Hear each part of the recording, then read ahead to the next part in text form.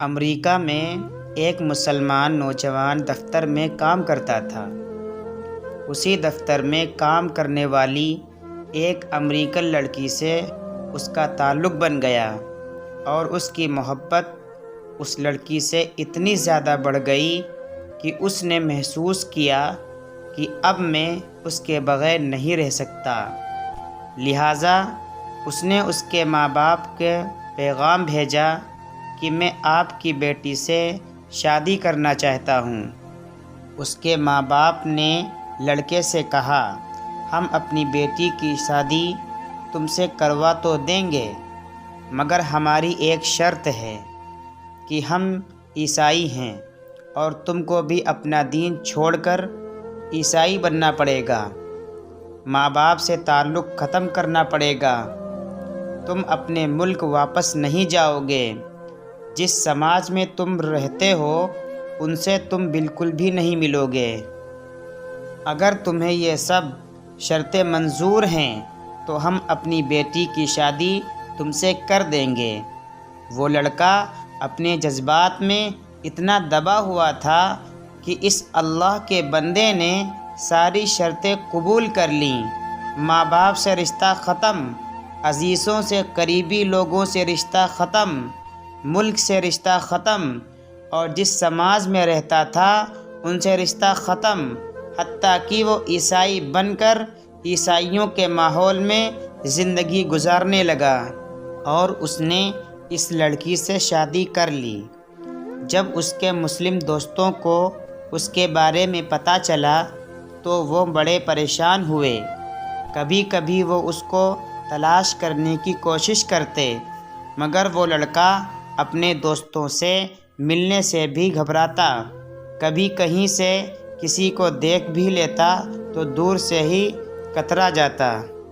لوگ آخر تھک گئے۔ کسی نے کہا کہ اس کے دل پر مہر لگ گئی ہے، تو کسی نے کہا یہ اسلام سے پھر گیا ہے، کسی نے کہا اس نے جہنم خرید لی ہے، کسی نے کہا اس نے بڑا مہنگا سودا کر لیا ہے۔ ہر ایک کی اپنی اپنی باتیں تھیں۔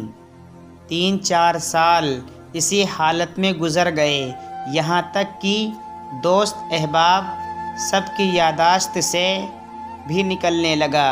بھولی بسری چیز بنتا چلا گیا۔ ایک دن امام صاحب نے فجر کی نماز کے لیے جب دروازہ کھولا تو دیکھا کہ ایک نوجوان لڑکا مسجد میں آیا ہے۔ اس نے وضو کیا اور نماز کی صف میں جا کر بیٹھ گیا۔ امام صاحب بڑے حیران ہوئے، ان کے لیے یہ بات بڑی عجیب تھی۔ امام صاحب نے نماز پڑھائی اور اس کے بعد اس لڑکے کو سلام کیا، پھر اس کو لے کر اپنے کمرے میں چلے گئے اور محبت سے پوچھا کہ آج بڑی مدت کے بعد آپ کی زیارت نصیب ہوئی ہے۔ اس وقت اس لڑکے نے اپنی حالت بتائی کہ میں نے اس لڑکی کی محبت میں اپنا سب کچھ قربان کر دیا، بہت کچھ میں نے اپنا ضائع کر دیا، لیکن جس گھر میں رہتا تھا اس گھر میں اللہ کا قرآن رکھا ہوتا تھا۔ میں جب کبھی آتا جاتا اور اس پر میری نظر پڑتی تو میں اپنے دل میں سوچتا کہ یہ میرے مولا کا کلام ہے، یہ میرے اللہ کا قرآن ہے اور میرے گھر میں موجود ہے۔ اپنے نفس کو ملامت کرتا، اعمال تو میرے برے تھے لیکن دل مجھے کہا کرتا تھا، نہیں، جس کا میں نے کلمہ پڑھا ہے میں اس سے محبت کرتا ہوں، اس کی نشانی میں نے اپنے گھر میں رکھی ہے۔ اسی طرح کئی سال گزر گئے۔ ایک دن میں آیا اور عادت کے مطابق وہاں سے گزرتے ہوئے میں نے اس جگہ پر نظر ڈالی، مجھے قرآن نظر نہیں آیا، تو میں نے اپنی بیوی سے پوچھا کہ یہاں ایک کتاب ہوا کرتی تھی، وہ کہاں ہے؟ تو اس نے کہا میں نے گھر کی صفائی کی تھی، اس میں غیر ضروری چیزوں کو پھینک دیا۔ اس نے کہا اس کتاب کو پھینک دیا ہے۔ یہ سن کر وہاں سے واپس گیا اور کوڑا پھینکنے کی جگہ سے اس کتاب کو اٹھا کر لے آیا۔ جب لڑکی نے دیکھا کہ یہ بہت زیادہ اس کتاب کا احساس کر رہا ہے تو وہ بھی سوچنے لگی کہ آخر وجہ کیا ہے۔ تو وہ لڑکی نے پوچھا، آخر تم اس کتاب کی اتنی فکر کیوں کر رہے ہو؟ لڑکے نے کہا، بس میں اس کتاب کو رکھنا چاہتا ہوں۔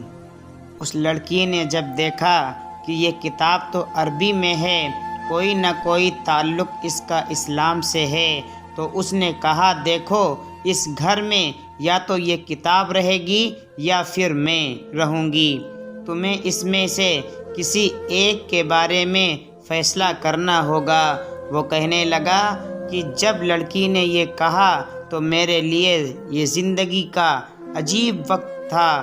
میں نے اپنے دل سے پوچھا کہ تو نے اپنے خواہشات کو پورا کرنے کے لیے وہ سب کچھ کر لیا جو تجھے نہیں کرنا چاہیے تھا۔